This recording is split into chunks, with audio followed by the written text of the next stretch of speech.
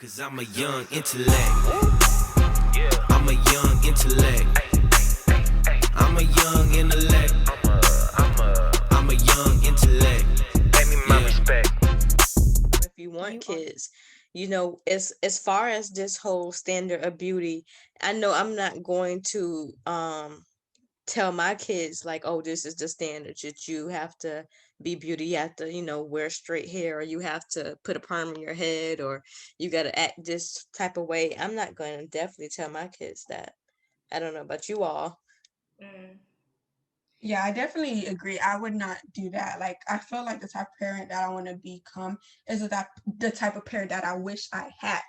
Like, not saying like, what I had was horrible. I'm just saying like it's the type of parent that I wish I had, and more, because I can't just be the type of parent I wish I had, because my kid is not me. I have to be the type of parent that is right for my kid as well.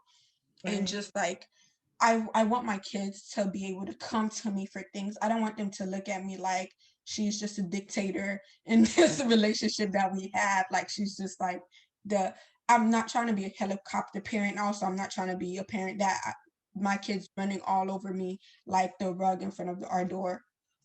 I want to be the type of parent that makes my kids comfortable. And I also want to teach them things. I want to help them through life, and not just like throw them through to the sharks in the water, and not and just be like, okay, here you go, learn how to swim on your own.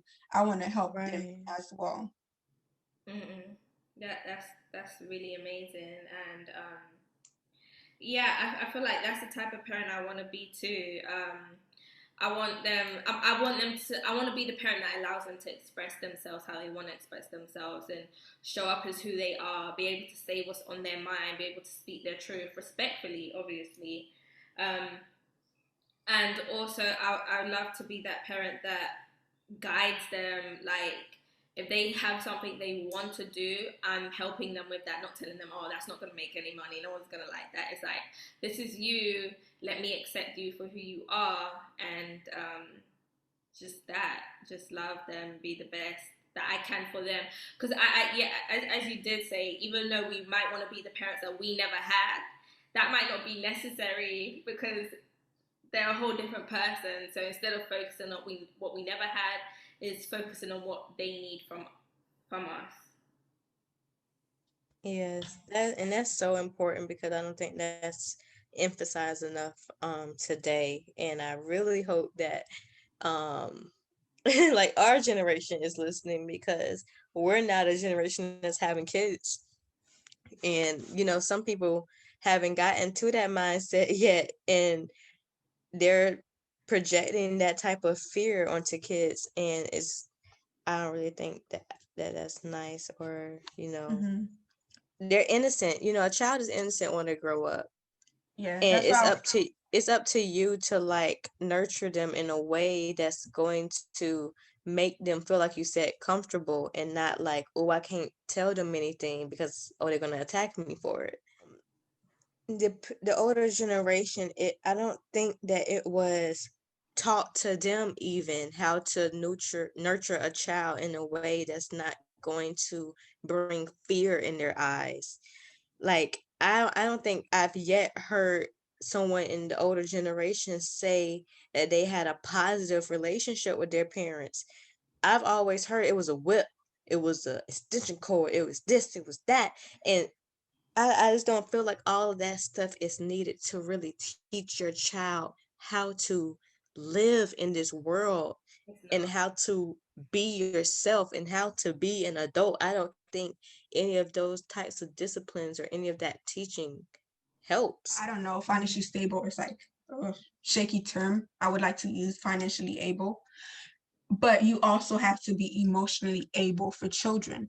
And that's what a lot of parents that have children, a lot of parents that are parents right now lack, because they were not emotionally able to have kids when they had children, and they passed on those negative aspects to their kids. They pass on the like beating them. They pass on their own like maybe insecurities into their own children, and that's what their relationship with their child is shaky, because they were not emotionally able to have kids. But people just want to push out babies nowadays.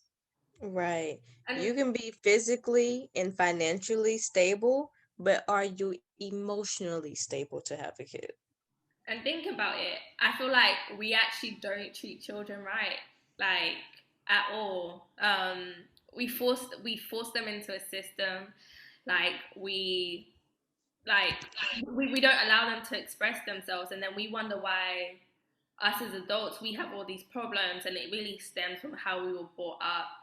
And we don't treat children right. We kind of treat them more like animals, and we don't even treat animals right. We Hmm. like whip them when they're not doing something right, tell them to fall in line, and it's like no love, no intimacy, no real connection.